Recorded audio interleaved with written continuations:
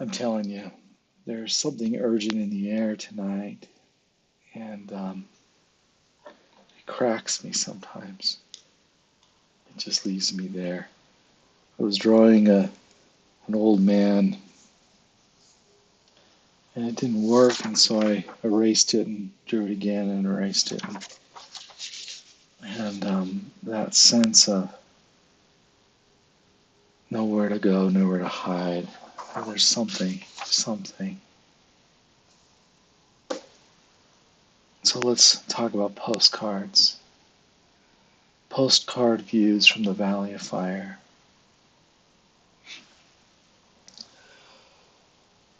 The crow lands in the heat waves lapping the aluminum pavilion where children shout and mothers rest in the shadow of Atlatl Rock and the memory of millennia of hunters and families and animals trailing each other through dry passes and dry seasons and the lost city which was lost because we dammed the river and flooded the homes and flooded the golf courses and filled casinos and gated communities and art museums with imports from European overflow and forgot how an Atlatl leverages the mind and the sinew and the soul of the one charging the field.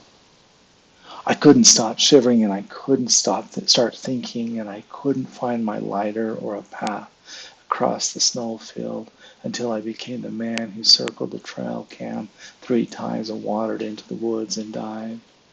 And I didn't want to follow those footsteps with the only sense left in me, so I dropped my pack to cross the snowfield, or at least die going in the direction I chose. But I found no one at the water source and no one within shouting distance, so I turned back to hide from the cold in the toilets and hitch a ride to a hotel room and drink all the Gatorade and sit under warm blankets and see how hot I could push a heater. Stairs wind around the rock and people climb to petroglyphs that highlight thousands of years of tired hunters safely out of the wind, prey stuffed in cracks coyotes couldn't reach, gathered where generations had gathered even though they could roll off the rock and break a neck and had no idea that the varnish they peeled was collected oxygen, brown red rock from thousands of years. Their children will forget that an atlatl is the reason there are children and gathering in safety and stairs. The 5 generation problem works 2 generations forward and 2 generations back and creates a blindness to those who will nurture us, marry us, challenge us, and teach us. But the 7 generation perspective stretches forward, honoring the great greats so far forward in the imagination that they foster teosinte into maize, into branded hybrids that feed the world. I keep my pen on the pad, draw with a searching line, a good skill for Paris Fashion Week, a woman tells me in the shadow of Atlatl Rock, a continuous line returning to anchor points. I'm willing to draw ugly to discover my own language. They don't allow tourists their cameras, but migrants and ghosts live in the memory of whirls and ladders and trails of crossroads in the desert varnish maps pushing outward and homeward. Old rock juts thin ridges into the desert, Aztec sandstone from the Jurassic sand dunes. It's not just rock, it's the through line searching. The Leviathan cave tells its story in stalagmites, deposits too thin to read in 1 generation. The people carved psychedelic stories in varnish when it was just as dry, just as thin. Now tourists squeeze the site into tight itineraries, stay as long as heat or bus schedules allow. I step into the oven and chill from touching the rail. This place is trying to kill me. The crow's feet don't scald. I have questions. Both of us cock our heads as we stare. I drive where the lost ones, the town, the village, walk through thin dewed grass out of mountains blue at this distance, followed thin pathways, found water and lived. Billion years lost, folded or washed away. The trouble is the exposure, the will or stupidity to get on trail, and an afternoon's drive beyond the loneliest highway is 200 acres where no one can find me, looking for the lost art of getting lost. How the hell does a crow survive? None of us should be here. Someone is lost to survive. I've told that story many times. I've been urgent to tell that story, but better. And coming back to it, I love this version. This version took me 3 years and everything I had. And that's what it seems to be going on with life right now. It takes all of what we've got, 3 years and everything I have. And I'm right there on the verge, right there. Things are working, things are tapping in, I've got barely a grip on it in a way that I can build my teosinte into maize, into something that feeds into 7 generations. But it's different than what others do. And that was the urgency and the hunger that I was feeling tonight.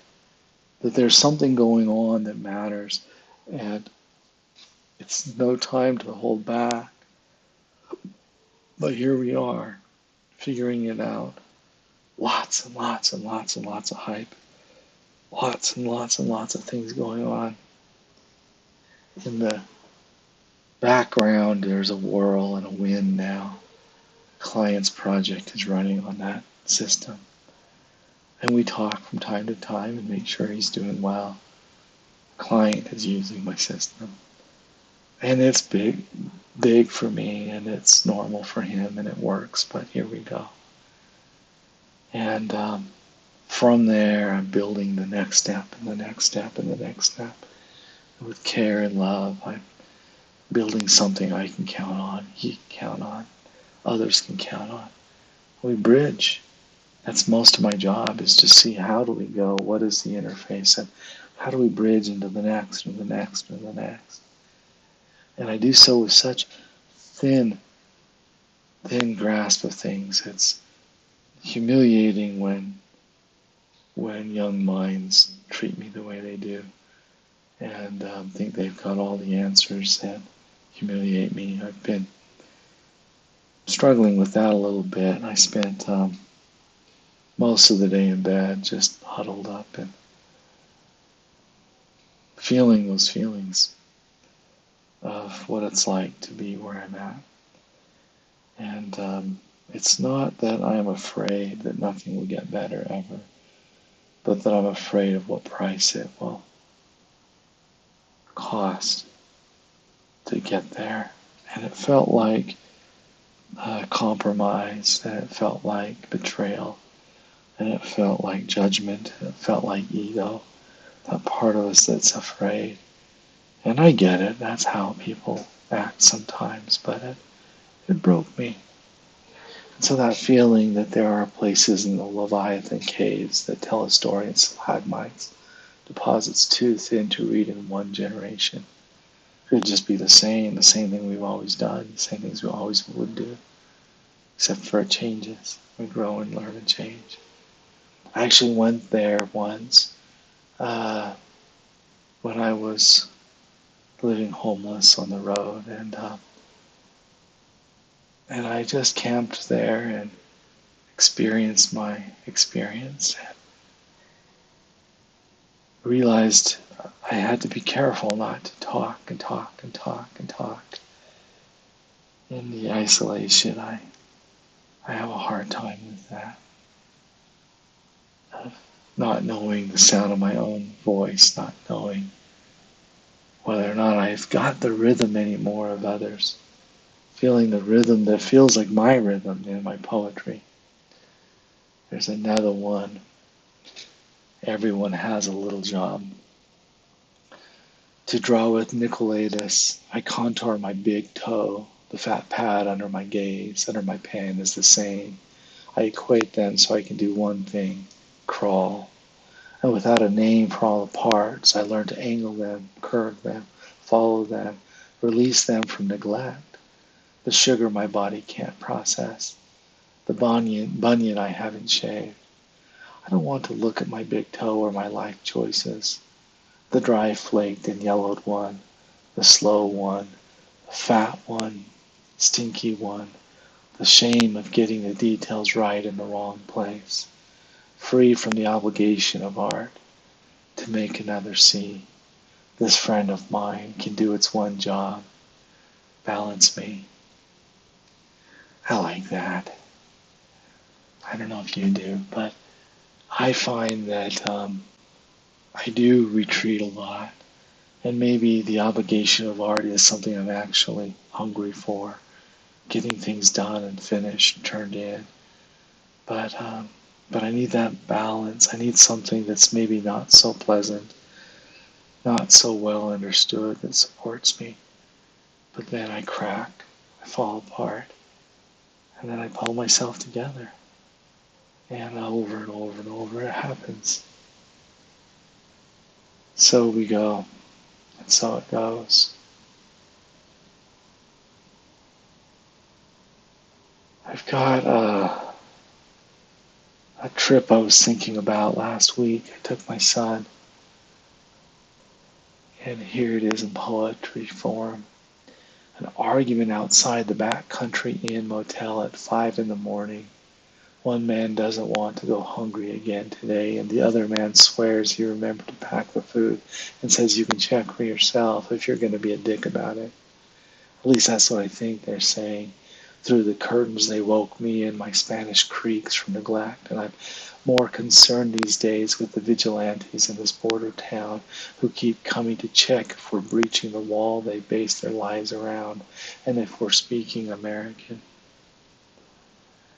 It was weird to be right there. I'm afraid to go back now. Part of me wants to go back to El Paso and open an art studio there and work and work and work and feel. But I'm not from there. But here we go, we're fighting, we're blaming, and we're getting lost. And we're being a dick about it, aren't we? Turning a misdemeanor into a reason to destroy families. This is the mindset of people who know nothing about what it's going to take. So that multi-generational, 7 generations forward, what is it going to take? And this is what I think. I think it's going to take clarity in how I know what I know. It's going to take service to see what I can do. I give my systems away, and I was asked, well, why? Why give it away? And my answer to that is the most I can imagine I could safely manage every month is $800,000. Now that sounds a lot, but if I was given $800,000 every single month and I worked very, very hard, I could find the greatest and highest use for that, some of which would make it easier and easier to serve and order and get ready for the next generation and the next and the next. Some of that would go into servers, and some of that would go into service.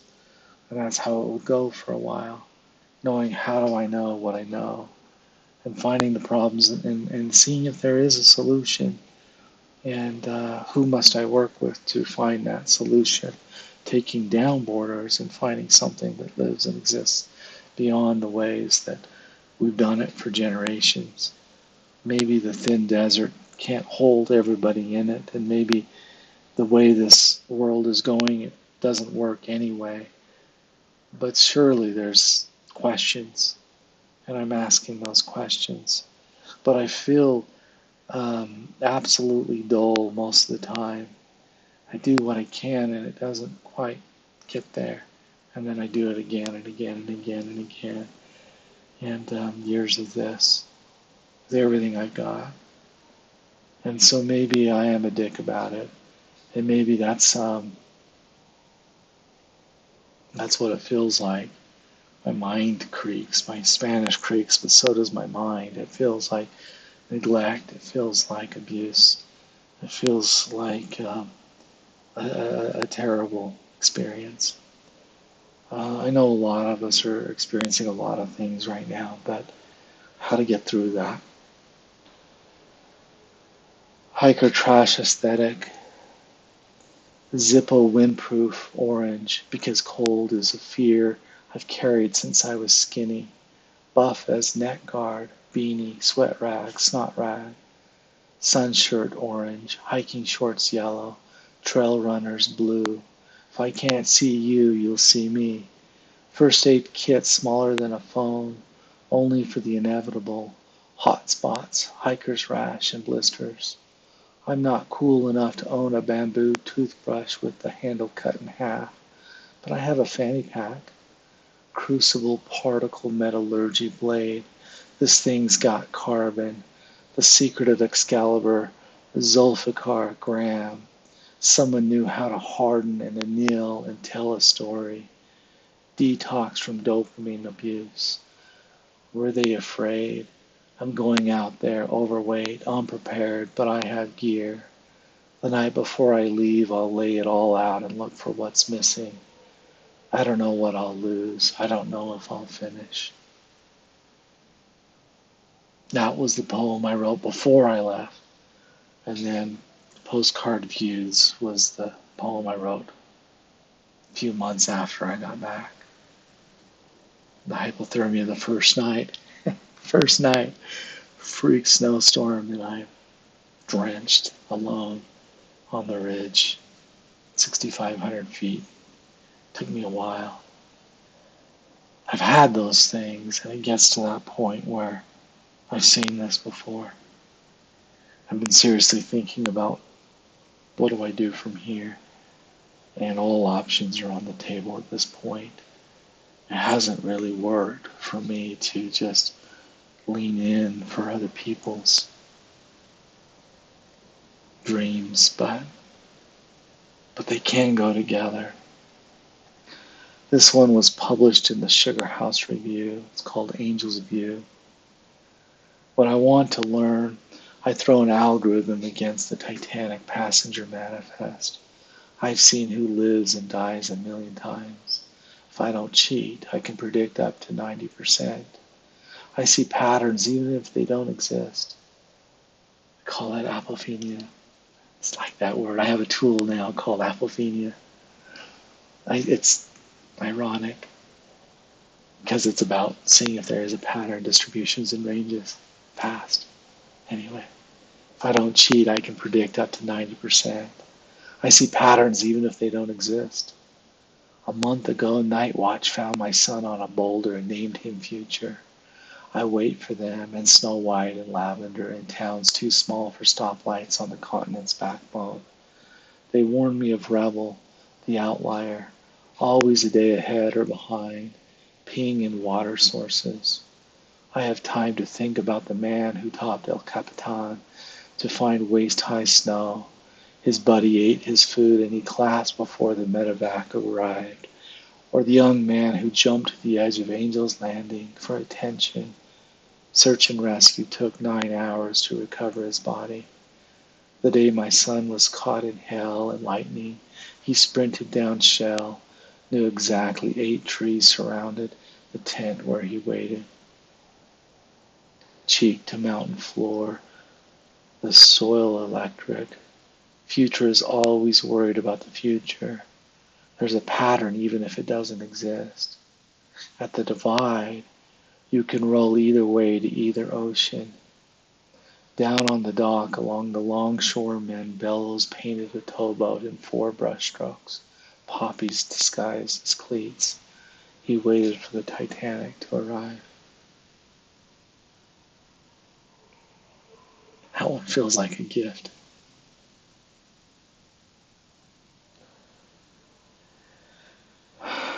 This one also was published in the Sugar House Review, Half-Life.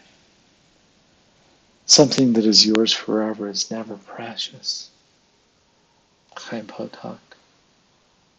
I've really been struggling with Chaim lately. Been struggling with a lot of things in the world lately. But he wanted to be an artist, and his father demanded he would be a rabbi. And so it goes. Half-Life. After his father died, he painted some, but he wrote. He wrote some books you might have heard of. Where I grew up, we read The Chosen in high school, and it was safe because some of the tensions that all of us had in our families growing up in Utah were similar to Brooklyn and what would happen in post-war Brooklyn. Fathers forcing sons down a certain path. Half-life.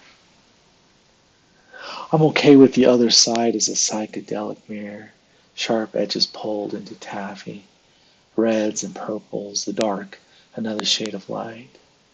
Each generation bears, until that last moment, unknowable children. Kandinsky, as good as any angel, warns art is dead when split from life. Keep the chipped teacup once hidden from grandmother, inside it a love poem never delivered, the old Nokia that never died, a conversation you were too afraid to finish, or don't. Anything could be as comforting as anything. Between us, the next moment passes, our currency abundant as dreams. I don't mourn tight shoes. Death is confidence going nowhere. Confidence going nowhere. Why did I say that? Death is confidence going nowhere. It's accepting it. It's the letting go, isn't it? Death of what was. It's a half-life. What's next? Constant confidence going nowhere. I can't follow the ways that my father might ask me to go. Find another way. It's hard because the path has been long. It's been everything I've got for a long, long, long time. I thought a year or so ago I would be done because I had everything working. It hasn't worked out that way for me. So I plug along and I solve problems, and when I break, I find something I can do that makes life a little bit easier, that deals with a broken mind, broken life.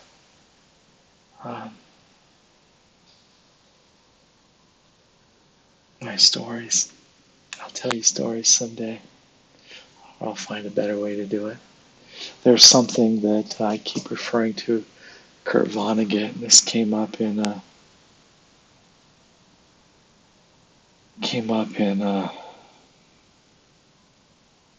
conversation yesterday, but I have to go up for a minute to find it. It's Kurt Vonnegut, and this was, I think, in Boston. It could have even been in, or Massachusetts, but it could have even been in Boston. And it's an old lawn chair. I'll share it with you. I probably want to do something with it, so I've got it at hand. But what it feels like to me, it's a Kurt Vonnegut quote. I must have skipped over it because it isn't. Well, I'll tell you this much, and I heard this in one of his books where he was talking about, to be a successful author, you've got to be kind. You've got to be approachable to your audience. It's kind of an act you can play. I know he had his demons and his troubles, we all do. But I'm going to send this to myself first because I take care of myself. I found it, but I'm going to give it to me. Okay. And then I lost it somehow. How did that happen? Okay. There's only one rule that I know of. Babies, God damn it, you've got to be kind. Kurt Vonnegut. Look at that. It's a mossy old lawn chair that's been there for a generation. There's only one rule. This actually, I feel like, weaves fairly well with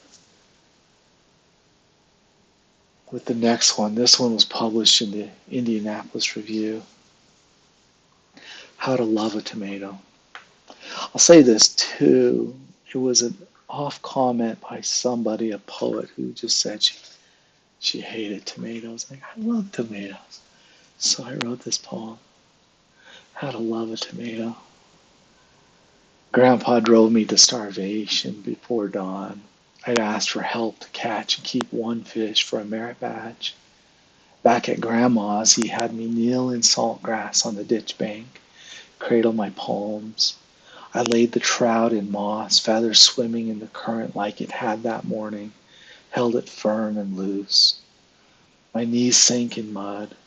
I slit its throat with his pocket knife, slid thumb up spine, pulled the guts from mouth to tail, and rubbed the back for stubborn parts. A fisherman cleans his own fish, Grandpa said. He cleaned his for. A grasshopper jumped on my shoulder, and I blew it with the side of my mouth. I was not a monster to the grasshopper. In the side garden, I picked a better boy, warm and big as a softball. It yielded its vine. I sliced and salted and broiled the fish, poured lemon from the bottle. Grandpa showed me how.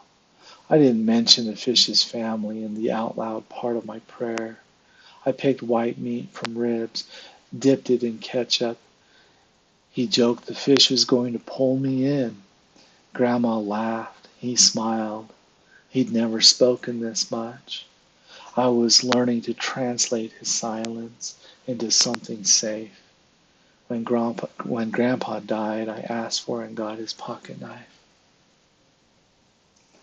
I've been tuning into my grandparents. This is my other grandfather on the wall here. I've got him ghostly and connected.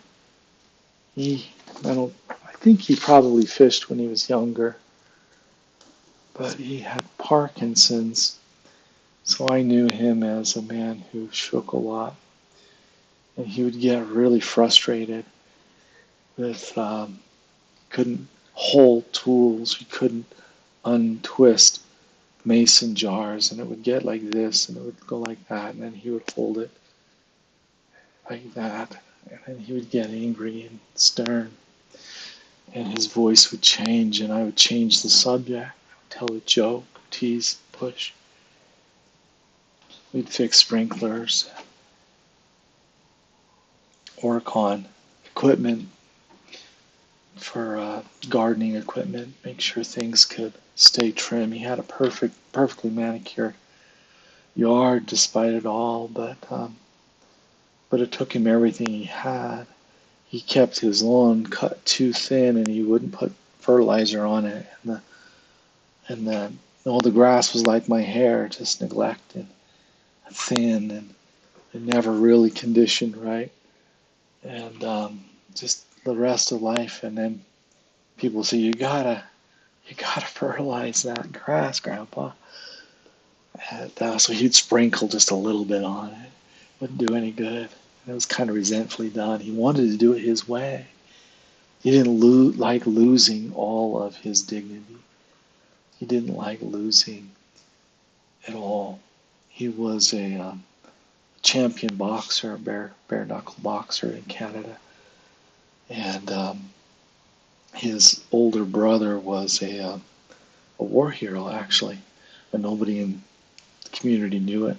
He flew with the Canadian Air Force, flew bombers, and nobody knew. He didn't talk about it. And Grandpa, he had his ways. He did things his way. Actually, it was his little brother. Now that I think about it, it was his little brother that did that. And the reason I know that is their store is called Van and Tan's. It still exists. It's a general store in Alberta, just a few miles north of Montana, and right next to the Indian reservation there. I think it was, I want to say it's section 107 or 7 or 807.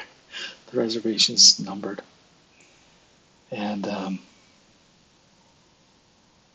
when their families got too big, Grandpa gave his brother the company, went and restarted in Spokane. When a business partner cheated him, he went down to Salt Lake and had to, didn't have a down payment, but he was able to get restarted. And then he did that his whole life. He had to make up for others a lot, and I resonate with that. I've done a lot of that in my life. Some of my exhaustion is business partners who never came through or took advantage of me, or I finished the product and then they canceled my contract right when millions were meant to come in. And that's happened probably more times than I have fingers. I have all my fingers. It's been pretty bad. There was one I'd forgotten about until this last week where I was owed about $150,000 and it was coming due the next month. And they fired me. It wasn't a business partner. It was a company that actually made billions with a B. And they fired me the couple of weeks before they had to contractually pay it out. They had sent out to all of the employees a requirement. They said you must take a very severe pay cut, but we'll treat it like a loan and pay you back. Here's all the terms. I had snapped. I had been working 20, 22-hour days for 7 days a week for a long time by then, and I was taking my first vacation in about a year or two, and that's when the requirement came out, so I signed it. Like I believed in the company, and I was going to make it through one way or another, and I get back and find out nobody else signed it. So they didn't take a pay cut, and I did, and I kept working there. I worked in one department. They replaced me with 7 or 8 people, and I worked in another department, and they replaced me with 5 or 6 people. And then they fired me right before they owed me all that back pay. It would have been nice to have that, but had another one. I built a system for somebody. It was actually 5 systems. Completely pulled him out of the weeds. He got a very large contract from a very large company, and fired me right before he signed, so he wouldn't have to share, because I was a 20% owner of that company. People like that exist. I'm glad to know at the end of the day that they're like that, because I don't want to work with people like that. There's a lot of ways to live life, and that's not been mine to. I mean, I guess I still hurt from those things. I'm thinking about them tonight, but there's I think there's a way. I think there's a way to make things work. I had one once. Somebody needed something fast. I worked night and day in a really, really, really difficult part of my life. And he had 4 things he needed. I got all 4 done. And then when it was time to start handling that, he started quibbling about everything and let me go. Like, wow. I lost my mind on that one. I think it took me 7 or 8 months to be able to think after that one. I used to not be able to drive around here without his billboards everywhere. But he was starting something new, and he pulled me in on that one. And I have no idea if he succeeded on any of it. But I had another business partner who was 50-50 money. We would put in 50-50 money. I put in all of everything I had. He put in nothing. He was to do sales. I was to do software. I built the software. He didn't sell any of it until I, lost my house over that one. We tried to talk in the last year or two and didn't work. We didn't lose our tempers, but life is what life is. And I know that a lot of people would see that and say, yeah, David, you're weak, you do things wrong. But I think the reason I was in bed most of the day today was because I was okay with moving on from where I've been. Just there are certain things that was said in a meeting last week. Just been really hurting deeply. I'd worked all night. I'd gotten an hour of sleep, and there was a bug that came up. It was easy to fix, but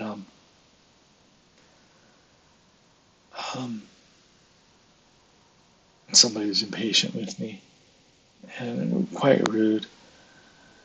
He was asking me very directed questions and making fun of me publicly, and I couldn't recall. My mind was blank. I'd been up all night. I'd been up all week. I'd done everything I could, and really, really, really tired. What's been going on for me lately is I've never been this poor. So my car's out front. It's broken down, and I usually don't have more than $1 or two available to me. I don't eat if there's not food for my brother. I'm living in my brother's basement, and so sometimes it's about three meals every 5 days I get. So I've been usually hungry and cold this winter, and trying to keep myself from falling apart. And I got in this situation because the last guy who decided to split ways right before he signed his big contracts, and really haughty about it too. Like, okay, but some of these wounds, they just keep going. This is one reason I don't write poetry right now. I really struggle to be me right now. It's just deep grief, and everything feels like it's too much. I shared more than I planned to. I've planned, though, when this works, is I'll be traveling probably by motorcycle, and what I'll probably do is do some business work and then make sure there's a poetry reading in that town, and then I can be part of that. I'd like to be part of a community again, find my people. This one was published in Nurture. I promised Grandma I'd never ride a motorcycle. 2 days ago, I got run off the road. Dickhead was eating Twizzlers. Then a woman in a Suburban swerves out of my lane, talking to her passenger, waving her hands. I forgot to watch the road in plains eye level to blue mountains. Skylands a cup of sugar to the distant peaks. Indian paintbrush steals futures from wild buckwheat and desert honeysuckle. I keep nature guides and maps in my tank bag. They don't make sense on the couch. On Highway 91, I pass a man dumping duffels in the desert. I keep going, change gears, climb over the railroad. The bridge tops flat and falls fast. At the stop sign, a kid is crying. His mother wants him to put on a helmet. I smile and tap mine. He puts on his. Start, stop, start. When I forget my grandma, I eat Hostess at gas stations. She channels the cashier and suggests a banana.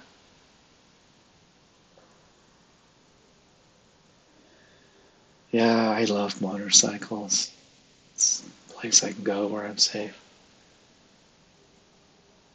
Um, when we were young, I always worked hard. On my first job, I was 12 and built fence when I was 14. And when I was finally 16 and I could get a regular W-4 job on above board and start paying taxes, I worked at a cemetery.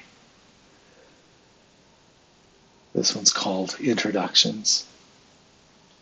I take a break at the bottom of the double deep grave, dirt cut square with neighboring vault. I don't know you and I don't know him, but you guys are gonna be fine. Do it right, get it done, get out. I stand on the hook, whistle, and my coworker pulls the chain. That wasn't so bad, was it? Later I watch the family from my truck, boots on the dashboard. I spit sunflower seeds until they're ready to let him go. I'll drop the lid on the vault, climb back down, kneel and check the seal. As the earth pours in, I'll chop and shovel, spin and pack, step up and pack, step up, dust off, walk out. I had such bodily confidence back then. My non-poetry friends have read that and said, that's just work. It's just work. 3 Dreams. This one was also published in New City Review. The last one was U-City Review. 3 dreams. In the second dream, the one that woke me, the judge wouldn't look at me, my voice box gone, or I didn't dare use it. He knew what to push until I cried.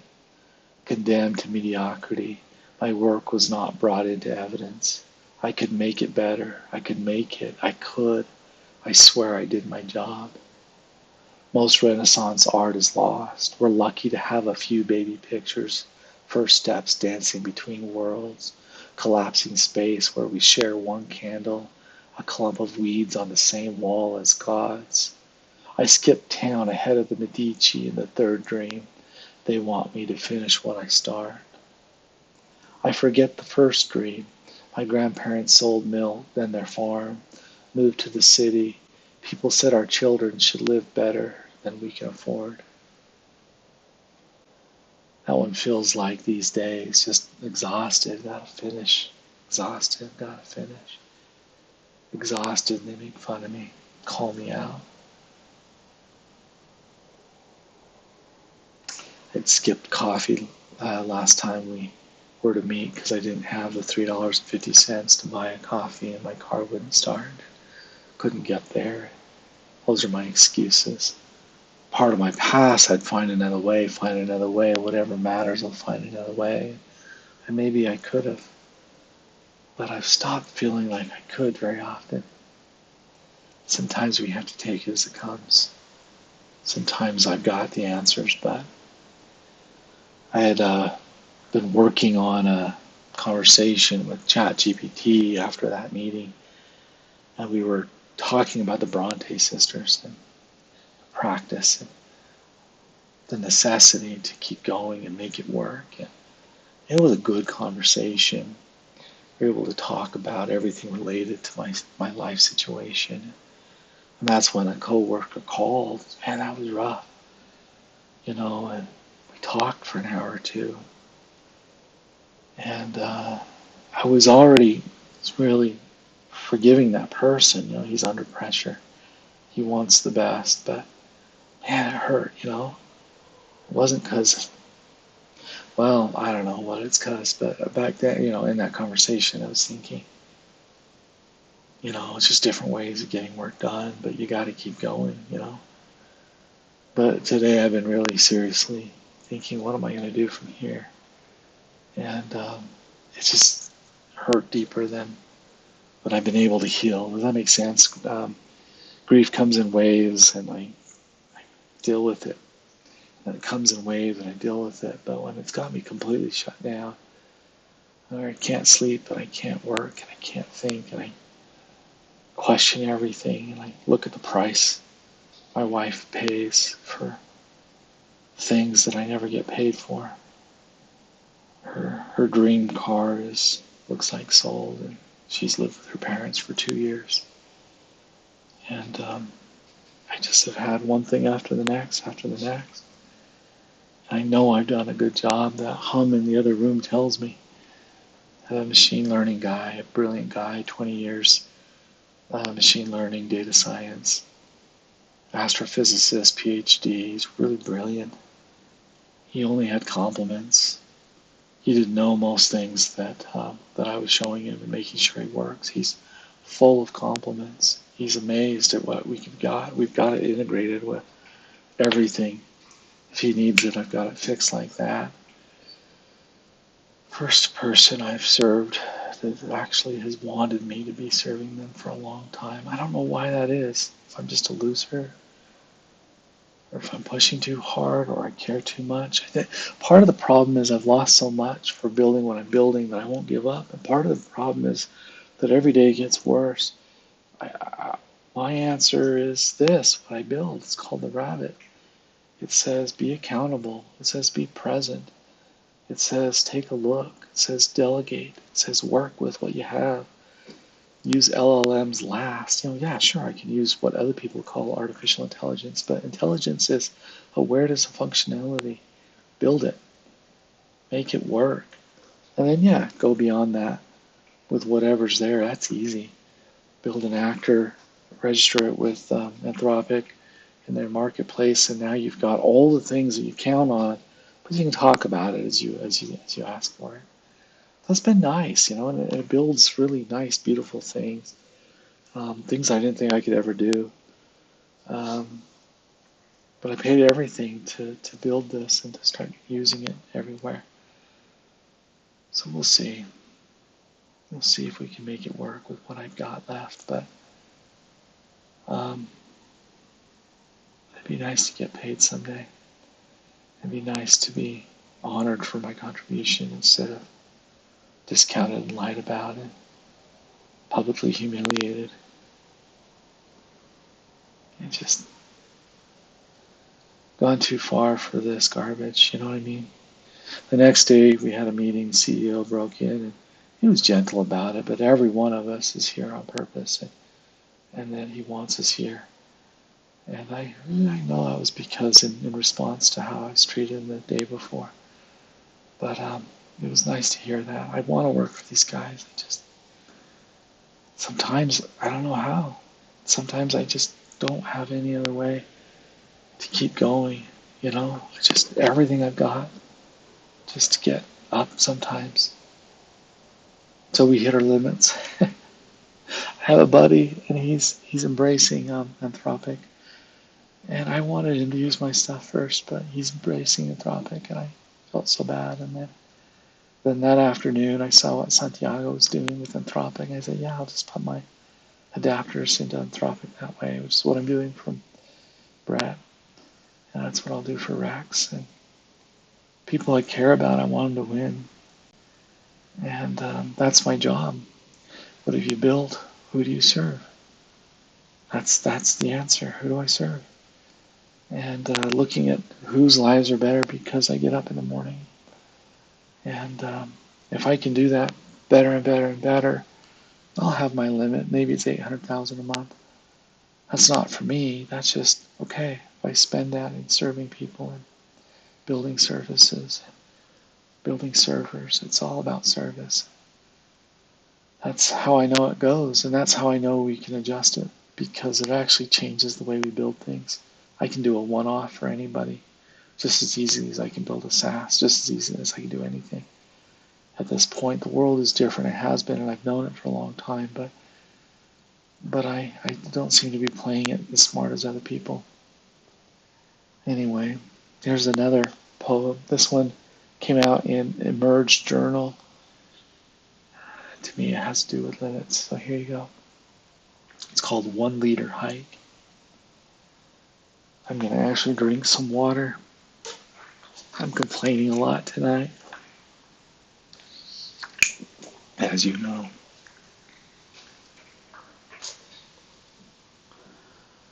Leave the windows rolled down, follow roadside impulse, and climb around bends. You know what's waiting. Nature keeps her promises. Here, nobody knows how often you think about yourself. Not perfect for me, thinking a lot about myself. Here, nobody knows how often you think about yourself. Trust intuition. It makes generations. Curiosity didn't stop, you did. To count the rings of a friend growing outward and down, the forest is becoming the tree, insects burrowing, fungi fruiting, home to big things and small bodies. Nobody made you do it. You were made to do it. The ravine walls tell the story of flash floods and drought and home builders in the brush who built this trail by consensus. When the Narrows flooded, a human chain passed toddlers to strangers' hands. All escaped the mud. At half a liter, you can push a little further, a little farther. The stars are spinning up there.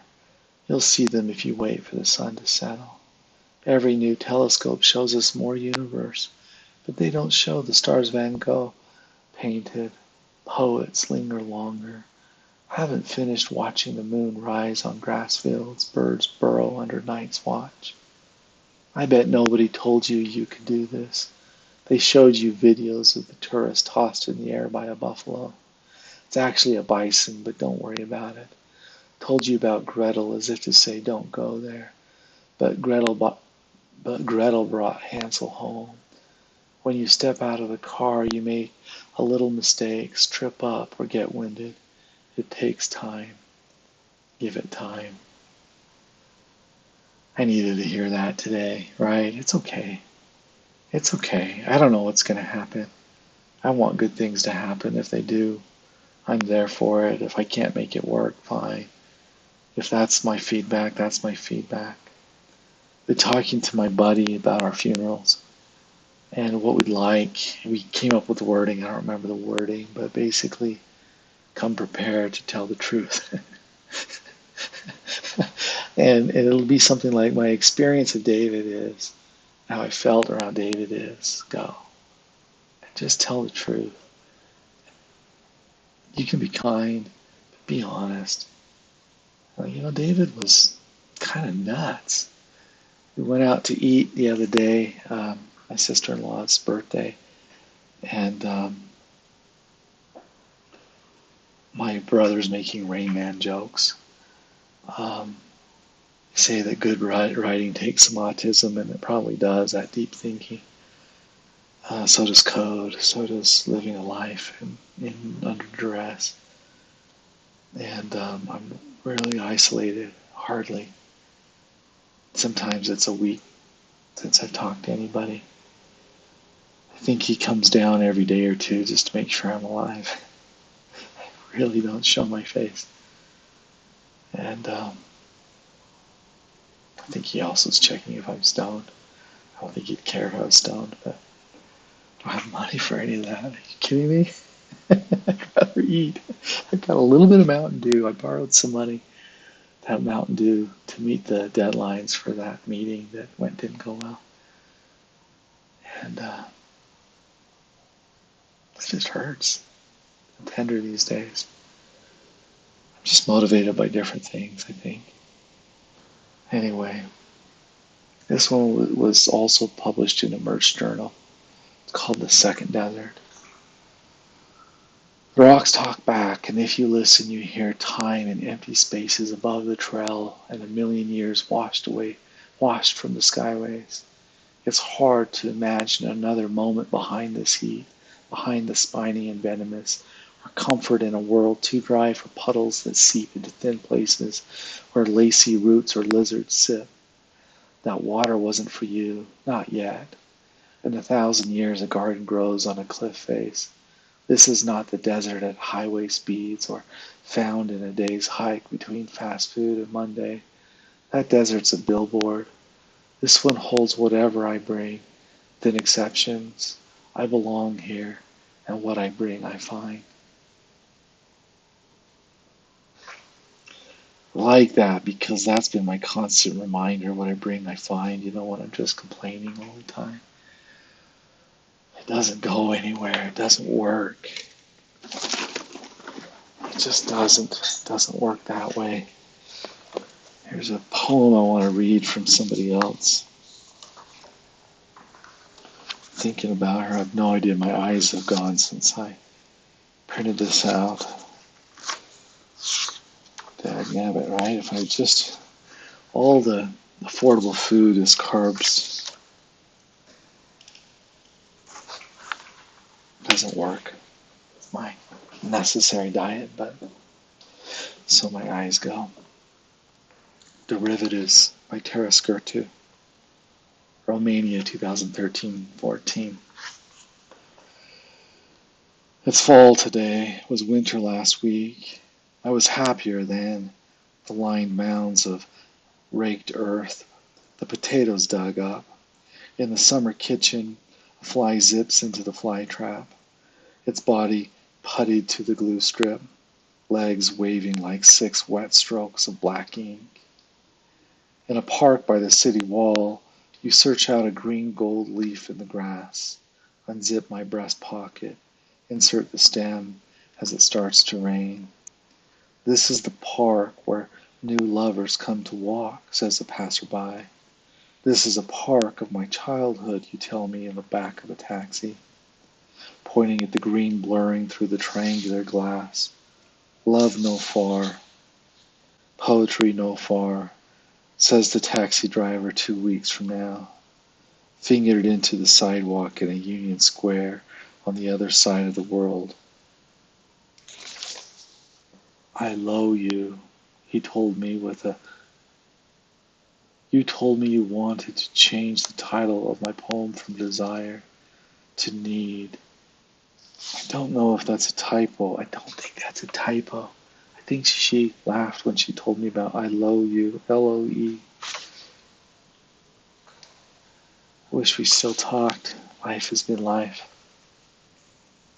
Showed up in Boston unannounced once because Trump had won the presidency and I was losing my mind, and a friend had put the statue of Martin Luther King and his wife in the Commons there. I wanted to see it, and I wanted to hear Tara read. She'd come up from Brooklyn to read at her alma mater at Boston U. I just showed up, and I think my old, weird, socially awkward, strange ways of showing up, and I think I scared those young kids. Who is this guy? Is he a creep?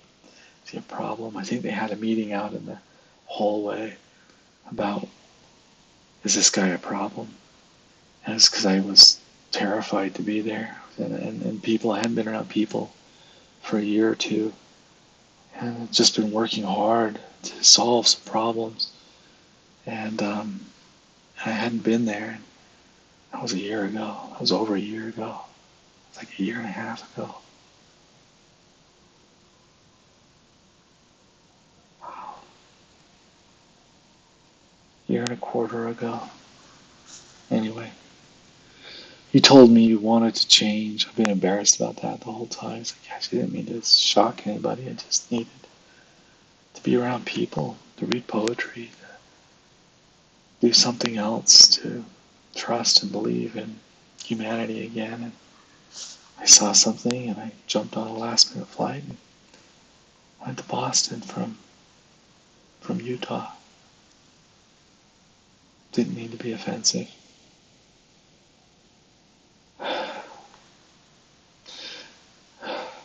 Grief comes in waves. Sometimes it doesn't go away. I'm grieving how. Anyway. You told me you wanted to change the title of my poem from desire to need. We walked to Cinema City. You pointed out the neighborhood cemetery, and I climbed the stone wall to peek over red-lit rows of glass, rooms and graves. When I reached the ledge, it crumbled in my grip. But the poem wasn't about you. Desire, a blind spot, supplying the vessels of mind and slight a peripheral view, and need. This proverbial lump of a poem I try to unstick, to unravel while I walk before the rain to be rained on, thinking about the Lermontov pin you never take off, and how the dueler either shoots up in the air and gets shot, or in the name of honor or love or spite aims for the opponent's left lung. Pushkin never learned, Lermontov never learned, that the things to do is avoid the duel altogether. I'd quote Pushkin, but I can read him only in translation. I want to understand you. I study your obscure language. You're so selfish with your fear. You say man, to thrive, must fall into a vacuum, must be a bird inside a vacuum. I've lost your guilt and I want it back. Been feeling that lately. Just feeling the guilt, feeling the jealousies, feeling the embarrassments, things I don't want to see, the hidden dark places. I couldn't unstick the poem on my walk in the rain, but when I reached the market in Bersini, the curbside cabbages calmed me. Crenellated pyramids of cabbage, spring green and veined, each head stabilizing at least several other heads like a network of humming, healthy minds, and the waxy squeak of one pulled apart from the rest. My last night in Bucharest, I leave the subtitles off. Today I learned that a baby bird in the care of human hands needs one worm per hour. There's a couple on the TV, naked, in the woods. The man turns his back to the camera and urinates into his cupped hands, shows the woman how to survive a little longer without water. After our embrace in the hotel lobby, Lermontov leapt from your lapel and landed face down on the pink marble. His copper nose wobbled like a top between my suitcase and us. You said, he did it because of the emotion. We made sure he wasn't damaged, then you pinned him back. I thought he did it in the name of an untranslatable word. The news says today is the last day of spring weather for the year. Yesterday the moon was out all day and no one seemed to notice. I open the dictionary and look up the word dictionary again. Tara likes her pacing. Let's give her her pacing. I open the dictionary and look up the word dictionary again. The poet is a limit, you said. I thought you were talking calculus. Love no far, poetry no far. Late October, you lay beside me and I stared at the evil eye hanging from the bookshelf. I began to draw it in my notebook, noted in black what should have been primary blue, white, baby blue, and you crossed your legs, your knee blocking the pupil from my view. Over coffee, I show you how to discover your dominant eye. All you need is a sheet of paper with a hole in the size of a pencil eraser. I hold it in front of you at arm's length, tell you to look through, focus on the subject in the near distance. Close first your right eye, then your left. You don't see a thing. All night you transcribe poems in the corner bedroom, the door closed. After 10, I take a walk down Strada Moldavita, two churches beside each other at the end of the street, one Orthodox, a single wooden cupola, an open gate, the other evangelical, brick boarded up, covered in scaffolding, X's in the arches of the bell towers. On a park bench, I listen to the strays of Bucharest calling out, responding, the only English I hear in my head. The feeling continually approaches a given word, but doesn't meet it at any finite distance. Ultimately you will leave, you said. Last night you edited translations. You wrote the French word for love instead of death. Realized your mistake. Shook your head.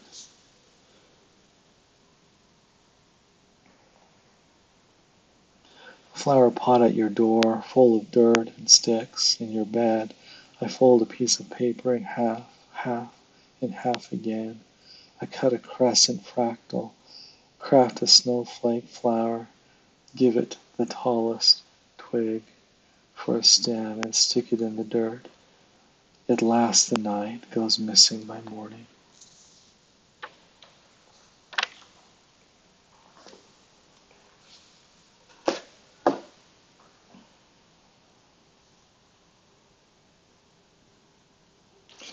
And now another one of mine. This one was published in the Lincoln City Review, American Faith. Give me coal and Bierstadt and church on a gallery wall. Feed Copeland over loudspeakers. Cold colors, lush warmth on the horizon. Exceptionalism at its finest. The real West is savage, doesn't care if it's beautiful. Sits at odds with itself, where grandchildren of frontiersmen live in poverty but afford a church in every dying town. Goal-oriented faith expects a return. It won't happen to me. Drought, earthquake, or fire, regular as traffic. This is the rapture, heaven and earth, and nobody is coming to save us. The gospel of now. It seems like the desperation in the air is trying to deny this.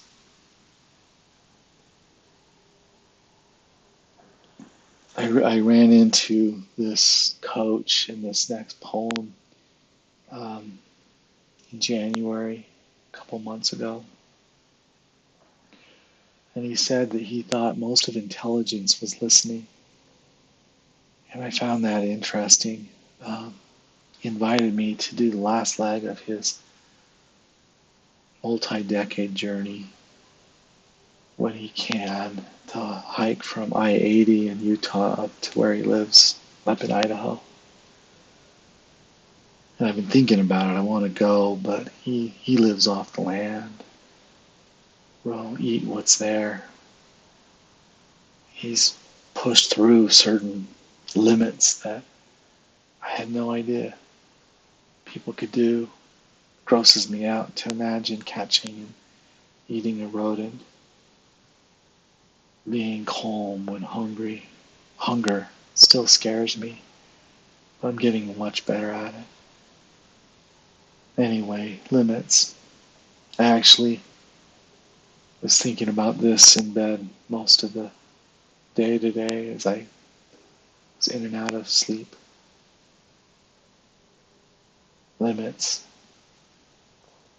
The fountain of youth is injury, says the coach who was injured every year. He crawled into a cave, and when he got stuck, and when he knew no one could save him, he pulled toes to shins. Passing out is not passed out. The truth is the whole, the healing and the health. None of us are here without a mother who can speak of thresholds. My mind goes limp, and the hay hook catches, and the bicep tears. Half-assed is harder. I forgot deer flies bite to keep their corner of the pasture. The pain scale is a sliding scale. Any moment can redefine a 10. I think what my old 10s were probably 1s or 2s. I had no idea. And it's because Buddha would talk about the pain of existence and attachments and allowing myself to go there, allowing myself to relax into the realities of what's going on. I gave my poetry to ChatGPT to get a review. What do you think? Nothing alive there. I love that ChatGPT keeps a thread about where am I at actually? How am I actually doing? And I've got 100 tools that I built in the last year. 100 tools. Those tools would have taken me 3 to 6 months normally. I've got 100 tools. I can't even remember all my tools. So keeping them all organized, this is the accountable part where we say, if it matters, we go there. We find a way. But that's some of my poetry. But I started writing again. I missed my friend Carolyn. She wanted to get together in January. I haven't had. It's not fair to say I don't have 2 dimes to rub together because I literally have 2 dimes to rub together. 2 physical dimes are over there. So I do. But I haven't had a lot of freedom to do whatever I want to do. But it'd be nice to live a normal life. I resent the part of life that I've been seeing, but I wouldn't have seen it normally. You see, I've been quite rich at parts of my life and had no worries about money at all. And then I committed to build something with everything I've got, and it took everything I've got. And so it goes. But I resent the ads I'm subjected to now, because sometimes I want to listen to something while I'm working or keeping my mind from going where I don't want it to go. And the ads, just the nasty, nasty ads,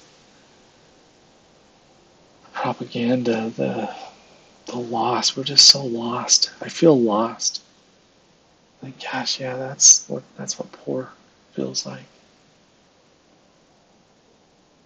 It's the poverty of mind. It's not the poverty of the bank account. It's how I hold myself. But it feels subjected to others' whims different than it's been for me in my life. And And we're all subjected to that. There was a thing I saw today, something about um, how we just rent our lives anymore. Like, yeah, the way this is going, it's pretty ugly. But with my tools, I think we can turn around, at least in our own community. I'm pretty down tonight. I'm going to call it a night. Have a good one.